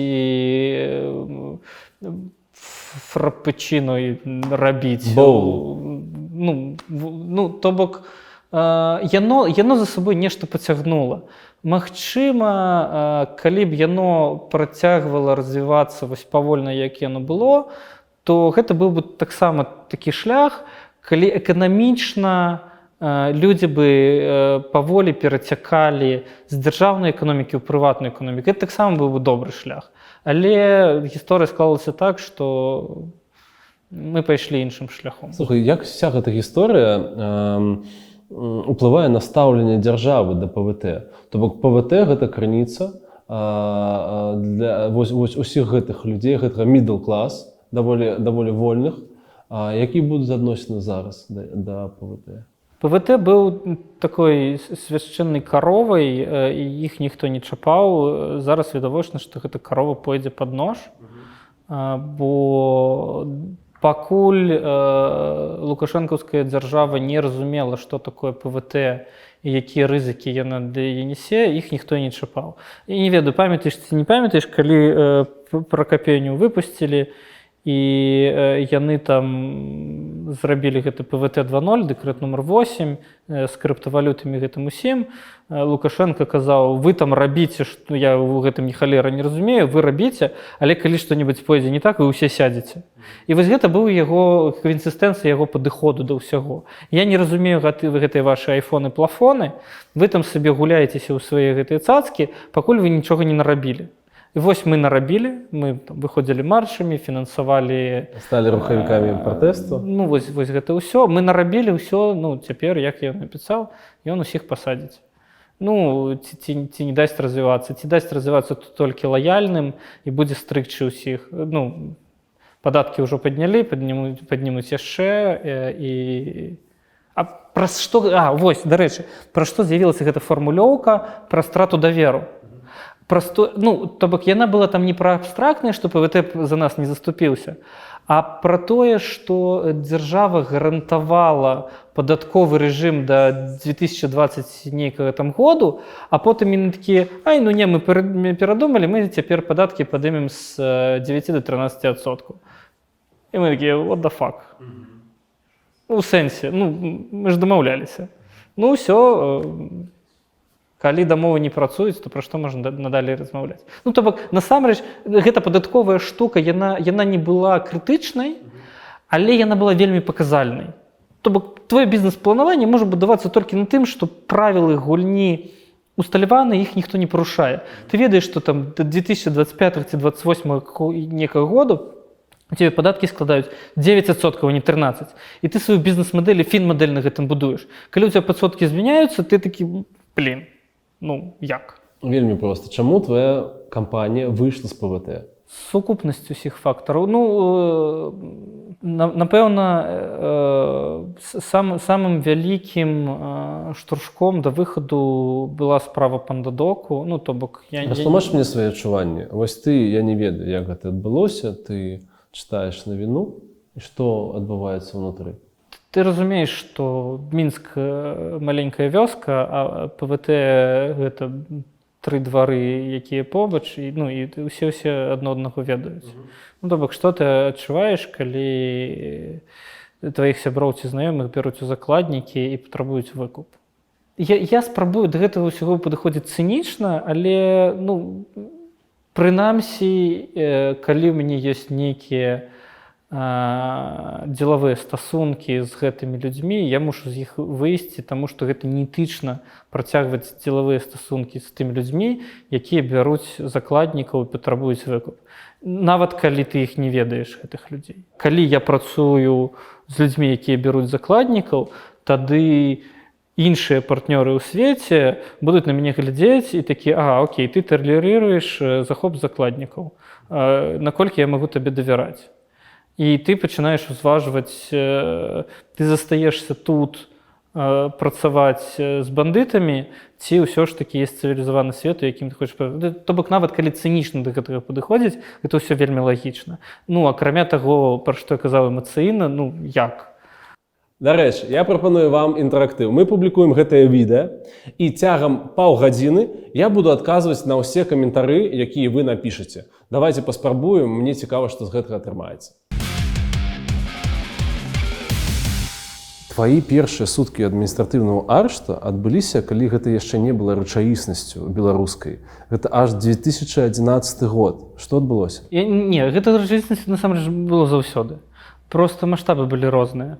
Я упершыню сутыкнуўся з гэтым у 2006, не асабіста, але пасля выбараў 2006 году, калі была плошча Каліноўскага і там быў намётавы гарадок, кагосьці з маіх сяброў з БДУ затрымлівалі, ну, прычым не на плошчы, а недзе побач, праз тое, што яны, там, сябра жыў на Кірова, і ён з цэнтральнага шоў з сасіскамі ў цесце. І яго затрымалі, кшталту ён нёс ежу на плошчу, таму што яны там былі ў асадзе. І мы насілі яму перадачкі, сустракалі яго на Акрэсціна. Гэта, напэўна, першы раз, калі я сутыкнуўся. Ты яшчэ падлеткам быў, я так разумею. Першы курс, 18 год. Другі раз, 2010 год, выбары, брутальны разгон, ну, то бок гэта ўжо было рэчыснасцю, там 1000 затрыманых ці штосьці кшталту такога. Яно не адбывалася ўвесь час, але перыядычна яно паўтаралася. І мне так атрымалася, што я сябраваў з нейкімі хлопцамі, ёсць Зміцер Хведарук, мы з ім у школе разам вучыліся і сябравалі. Ён быў калісьці лідарам маладога руху. Ну, і я ведаў, я чуў пра тое, што такое адбываецца, людзей затрымліваюць, людзі сядзяць і не толькі суткі, але і годы. Гэта не было чымсьці новым. У 2011 годзе былі тыя самыя маўклівыя акцыі, там, дзе людзі нават нічога не казалі, але проста хлопалі. І на адной з самых апошніх акцый, калі ўжо гэта ўсё сканчвалася, мяне зноў-такі камедыйна затрымалі. Гэта было не на акцыі не адбылося. Яны ўжо былі не ў цэнтры, а цэнтр цалкам блакавалі. І прыдумалі рабіць акцыі на раёнах. Да мяне бліжэйшай кропкай была бібліятэка нацыянальная на ўсходзе. Мы прыехалі, там адразу ўсіх, хто прыязджаў, адразу пакавалі ў бусікі. Мы з сябрамі былі на роварах, мы праехалі, паглядзелі ўсіх пакуюць, ну і мы паехалі праз дарогу піць піва у бары Салтайм. І вось мы сядзім, п'ем піва на терасе, і менты ў трэніках ганяюцца па дварах нейкіх пенсіянерак хапаюць. Я не ведаю, ці то іх там план трэба выконваць. Па пенсіянерам, да? Я не ведаю, па чым там план. Яны проста нейкіх пенсіянерак натуральна хапаюць і піхаюць у бусікі. Ну я сиджу на тэлефон, гэта ўсё здымаю. Яны пабачылі, што я здымаю гэта на тэлефон. Адзін у іх быў чалавек у пінжаку, ён з рацыі, ён такі: «О, гэтага бярыце». Вось, і яны ў 10 уламваюцца ў гэтую каверню, мяне разам з крэслам проста выносяць, там апрацоўваюць па дарозе, закідваюць у бусік, і далей цудоўны досвед быў. Я прайшоў праз гэты беларускі суд, дзе totally random ўсё адбываецца. Камусьці 5 сутак, камусьці 15, камусьці 10, мне 7 дасталося. І гэтыя акцыі, яны адбываліся ўжо не першы месяц. Яны пачаліся дзесьці ўвесну, а гэта быў ліпень. То бок яны доўга адбываліся. 10, мабыць, акцый было да гэтага, ці штосьці такое. І кожны раз, акрамя першых 2-3, Акрэсціна была цалкам запакаваная. То бок яны кожны тыдзень, кожную сераду пакавалі па 1000-1500 чалавек. Усе былі да гэтага гатовыя, не было нічога новага. І нават мне тыдзень далі, я не дасядзеў гэты тыдзень на Акрэсціну, таму што яны рыхтаваліся да наступнай серады, і праз 5 дзён яны этапавалі мяне і вельмі шмат іншых людзей у Жодзіна. Яны тады перарабілі турму, сапраўдную турму, прычым там была турма строгага рэжыму, і яны яе перарабілі ў ІВС і перавозілі туды з Мінску. Што спадабалася ў камеры, пазнаёміўся. Штосьці спадабалася, да? Спадабалася амаль што ўсё. Ну, я быў яшчэ дуже малады, шукаў прыгодаў усякіх розных, і гэта была прыгода. Былі непрыемныя моманты, але яны тады, так яшчэ ўспрываліся даволі лёгка. То бок, Кормілі кепска, душ быў адзін раз за ўвесь тыдзень, на прагулку выпусцілі таксама адзін раз, напэўна. Вось, але былі вельмі крутыя людзі у камеры са мной, і ў першай, і ў другой. Быў уладальнік IT-кампаніі з ПВТ, а ў той час гэта было нешта там суперкрутое. Быў архітэктар, быў чалавек, які картограф, рабіў карты для Навітэла, гэта тады была асноўная навігацыйная сістэма.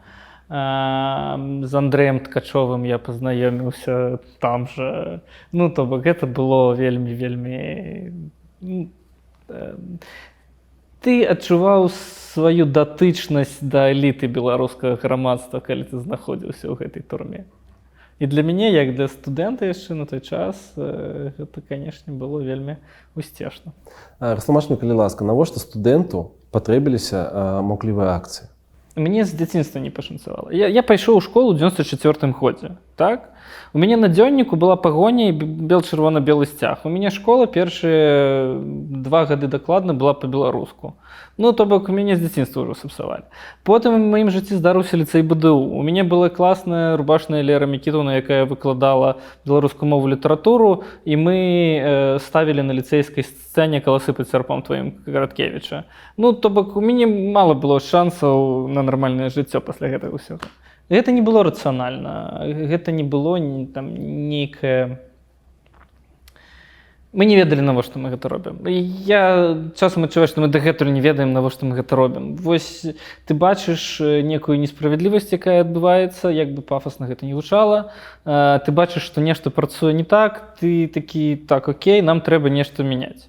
І спачатку ты не панимаеш, што мяняць, як і якімі інструментамі, сродкамі, але праз тое, што, ну, прынамсі, эмацыйна ты ўцягнуты ў гэта ўжо дзесяцігоддзямі, амаль усё жыццё, кармя малых гадоў, то ну, ты не можаш прапускаць маўклівыя акцыі 11-го году, ты не можаш не прыехаць, не паўдзельнічаць у выбарах у 20-м годзе, ты потым не можаш не дапамагаць офісу Святланы Ціхановскай, самой Святлане, і там не ўдзельнічаць у гэтым всём, ну, просто таму што ты адчуваеш, што гэта сваё, гэта твая краіна, і ты мусіш штосьці рабіць, бо інакш навошта гэта ўсё. Скажы мне, калі я памыляюся, але я чуў нейкую гісторыю пра нейкія фота, я не ведаю, ці яны існуюць ці не, калі сілавікі штурхаюць цябе ў гіпсе, ў нейкі там бус. Што гэта за гісторыя? Гэта было, калі я не памыляюся, 8 студзеня 11-го года. Дзень інаўгурацыі Лукашэнкі пасля выбараў 10-го года. І там жа была вялікая плошча, ну, не так шмат, як у мінулым годзе выйшла, але, не ведаю, там 30-50 тысяч чалавек выйшла на вуліцы Мінска, гэта было нешта вау. І было адчуванне, што гэта можа працягнуцца, і трэба нешта рабіць. І я чамусьці падумаў, што на дзень інаўгурацыі людзі выйдуць зноў, яны працягнуць пратэставаць, таму я таксама мушу выйсці. Праблема складалася ў тым, што паміж 19 снежня, калі я таксама быў на гэтай плошчы, я быў каля дома ўраду, калі там шкло білі, і вось гэта ўсё, і мы там з сябрамі прабіваліся праз шэрагі амапу, і кагосьці там яшчэ вывадзілі, ўсё было класна. А потым я на лесніцы ў метро падвярнуў нагу, прычым я так падвярнуў, што мяне ў гіпс абулі. І я просто папрасіў сябра, каб ён мяне адвёз на Кастрычніцкую. Я быў на гэтых мыліцах з гіпсам, заклеіў сабе рот пластырам, кшталту, што у нас адбіраюць нашы галасы. І нас прыйшло 8 чалавек. 8. Таму мяне было шмат медыйнай увагі, журналісты мяне здымалі, да таго ж я на мыліцах з гіпсам. Ну і амапу гэтым разам было не вельмі складана мяне загрузіць у бусік. Вось. І тады насамрэч было дастаткова мякка, Кагосьці клалі на полу бусіку. Мне нават дазволілі пасядзець на крэслах. Прывезлі ў цэнтральны раус, нават тэлефоны не адабралі. То бы было дастаткова лайтова. І мне тэлефануе мама, кажа: «Сына, ты дзе?» Я кажу: «Піва з сябрамі п'ю». Яна: «О, клас, а мы з сям'ёй па Еўраньюз глядзім, як ты піва п'еш». Такі: «Окей, зразумела». Вось, адпусцілі праз, я не ведаю, 4 гадзіны, ну, датрымалі да 2-3 ночы, нешта такое, і ўсё, потым на вуліцу выпусцілі і ідзе дадому. У чым сэнс жыцця? У даследаванні, ці ў даследаваннях, у тым, каб пазнаваць свет навокал, разумець, як ён працуе, і разумець сваё месца ў ім, і як ты можаш і ці ты мусіш яго змяняць да лепшага і сваё жыццё ў ім. Для мяне сэнс жыцця пазнаваць жыццё. Вялікія грошы, гэта важна? Для мяне грошы – гэта рэсурсы. Калі грошы – гэта грошы, яны не маюць вялікага сэнсу, таму што ты можаш, як Дональд Дак, скласці колькі загодна залатых манет у сваіх сутарэннях, калі яны не працуюць, яны не маюць ніякага сэнсу. Калі яны працуюць, яны ператвараюцца ў рэсурсы, і так, вялікія рэсурсы – гэта важна. Чым больш у цябе рэсурсаў, тым больш ты можаш зарабіць. Вяртаючыся да Ілона Маска, ён здолеў дасягнуць таго, чаго ён цяпер дасягнуў, праз тое, што ён зарабіў нейкі першапачатковы капітал з PayPal, ён змог інвеставаць і працягваць новыя грошы, новыя рэсурсы, новыя інвестыцыі ў свае новыя праекты. І мне хочацца верыць, што цяпер, калі ён зарабіў яшчэ, ён снова гэта рэінвестуе, каб рабіць яшчэ больш касмічных рэчаў, касмічных ва ўсіх сэнсах. Адпаведна, для мяне гэта філасофія вельмі блізкая. Для мяне блізкая пратэстанцкая філасофія паўночнай Еўропы. Калі дагэтуль хрысціяне казалі, што там лягчэй вярблюду пралезці ў ігольнае вушка, чым багачу патрапіць у рай, пратэстанты сказалі: не, Бог будзе табой задаволены, калі ты робіш нешта добрае для людзей. Калі ты робіш нешта добрае для людзей, людзі шчаслівыя табе за гэта добра плаціць. Адпаведна, чым лепш ты зарабляеш, тым больш добрага ты зарабіў для людзей, Бог табою задаволены.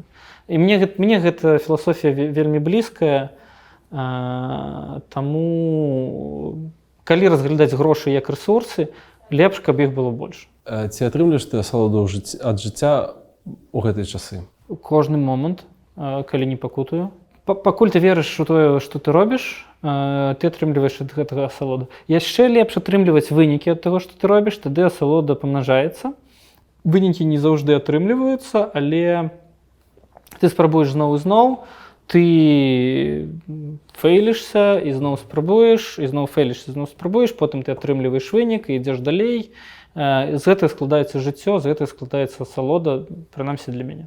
Абсалютна ідылія для цябе гэта што? Калі я чую слова ідылія, я сабе ўяўляю, я не ведаю, домік, лужайку, сям'ю дзяцей, сабак, але ці там наадварот некая выспа на Карыбах, дзе нікога акрамя цябе няма, і пальмы, і ты там можаш піць кактэйлі, і ніхто табе не замінае. Але я разумею, што ўсё гэта працуе толькі ў моманце. Адпаведна, ідылія ў руху. Ты заўжды рухаешся, у цябе ёсць час на адпачынак, у цябе ёсць час рабіць справы розныя, ты змяняеш сфер дзейнасці і робіш розныя рэчы, і з часам гэта зноў змяняецца. То бок, агульна ў жыцці я вось ідылію вось так бачу. Якую ты бачыш сваю старасць? Не бачу. Я пакуль яе не бачу, яшчэ, мне падаецца, вельмі далёка да гэтага трэба дажыць. А 3 рэчы, якія ты хацеў бы бачыць у ідэальнай Беларусі? Па-першае, гэта грамадскія інстытуты. Я лічу, што гэта такая вельмі агульная, але мы мусім усталяваць нейкія правілы гульні, якіх усе будуць прытрымлівацца. Гэта дасць сапраўдную стабільнасць і магчымасць прагназаваць будучыню і планаваць на будучыню. Я хачу бачыць свабоднае развіццё бізнесу і першую чаргу малога і сярэдняга бізнесу, таму што гэта аснова эканомікі, гэта аснова дабрабыту людзей. Я хачу, каб Беларусь была адкрытая да свету. Я хачу, каб у сучасным свеце беларусы маглі свабодна вандраваць, вучыцца ў розных краінах, працаваць у розных краінах, але потым усё ж такі ўсе гарэшкі цягнуць у норку ў Беларусь і будаваць яе больш і больш. Чым у новай Беларусі будзе займацца Яраслаў Ліхачэўскі? Гэта залежыць ад таго, калі яна здарыцца. Калі б новая Беларусь здарылася заўтра, я ведаю, чым я буду займацца. У мяне вельмі вялікая любоў да той медыцынскай справы, якой мы займаемся. Я веру у сусветную медыцынскую рэвалюцыю. Я веру ў тое, што медыцына не змянялася фундаментальна цягам апошніх 3000 год, напэўна. Што мы спачатку чакаем, пакуль у чалавека пачнуцца праблемы, потым спрабуем іх выпраўляць. Тэхналогіі выпраўлення гэтых праблем, яны ўсё паляпшаюцца, але мы ўсё адно спрабуем чыніць, калі ўжо паламана. Я веру ў тое, што мы можам выкарыстоўваць сёння тэхналогіі такім чынам, каб папярэджваць захворванні і не даваць людзям захварэць і праз гэта пакутаваць, і гэтым змяніць цалкам парадыгму медыцыны. Мне падаецца, што я ведаю, у якім накірунку трэба рухацца, каб гэтага дасягнуць. Я думаю, што мы пачалі рухацца ў гэтым накірунку і там нейкія крокі туды робім. І я ведаю, як гэта глобальная задача, гэта не лакальная беларуская задача, гэта задача для ўсяго чалавецтва. Я ведаю, якую частку гэтай працы могуць выконваць беларусы, беларускія дактары, беларускія інжынеры, і якую карысць яны могуць прынесці гэтаму агульнасусветнаму змяненню медыцыны. І я ведаю, як гэта, мне падаецца, я хачу гэта верыць, я ведаю, як гэта выбудаваць у Беларусі, што прынясе шмат карысці і дактарам, і эканоміцы, і шмат чаму. Калі ўявіць, што мы сёння маем і ці заўтра маем незалежную Беларусі, якой можна вольна гэта развіваць, гэта тое, чым бы я хацеў займацца. Калі гэта здарыцца праз 5 ці 10 год, мне складана прагназаваць. Магчыма, да гэтага часу мае цікавасці зменяцца, я буду займацца чымсьці іншым, але я зноў-такі буду шукаць, на што абапірацца, і Беларусь — гэта той фундамент, той грунт, тая зямля, на якую мне зразумела, як абапірацца. І я буду спрабаваць будаваць любыя новыя прадукты, любыя новыя праекты, адштурхоўваючыся менавіта ад беларускіх рэсурсаў. І я маю на ўвазе ў першую чаргу чалавечыя рэсурсы. Беларусы кацяняткі? Я думаю, што беларусам не час быць кацяняткамі. Беларусам час быць ваўчаняткамі. Жыццё маліна? Жыццё вішня. Таму што яна не заўжды такая салодкая, як маліна ці чарэшня. Дзесьці ўнутры ёсць костачка, аб якую ты не мусіш зламаць зубы, але пры гэтым яна вельмі смачная і сакавітая. Таму для мяне жыццё больш вішня. Дзякуй.